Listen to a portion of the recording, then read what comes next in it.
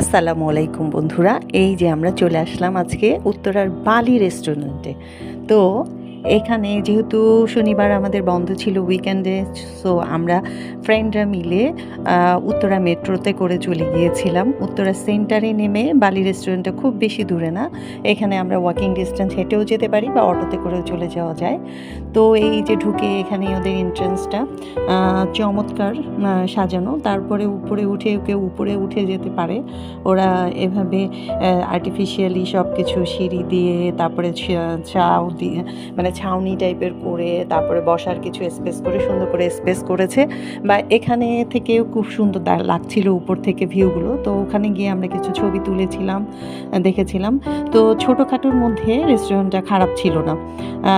মানে বিশেষ করে আসলে উত্তরা তো অনেক নিরিবিলি, এখনও ঢাকার মতো জনবসতি গড়ে ওঠে নাই। তো খুবই মানে নিরিবিলি এবং শান্ত পরিবেশে সবাই ফ্যামিলি ফ্রেন্ডস নিয়ে আড্ডা দেওয়ার মতো। আর মানে ভিউটাও খুব সুন্দর ছিল, প্লাস পরিবেশটাও।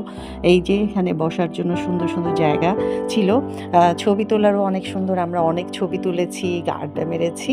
তো এই যে অনেক এখানে উপরে ওরা যেমন আর্টিফিশিয়াল করেছে, আর রেস্টুরেন্টটা এখানে উপরেও বসতে পারে, আবার নিচেও কিন্তু ওদের এখানেও যেমন খাবার কেউ খেতে পারে উপরে অর্ডার দিয়ে, আবার নিচেও ওরা গ্রাম্য পরিবেশে যেভাবে আমরা বসে খাই এরকমও ওদের খাবার পরিবেশনের ব্যবস্থা আছে। ওরা এইভাবে বিভিন্ন রকমের মানে বাতি জ্বালিয়ে এখানে রেস্টুরেন্টটাতে মানে ভিউ তৈরি করেছে, ভালোই লেগেছে।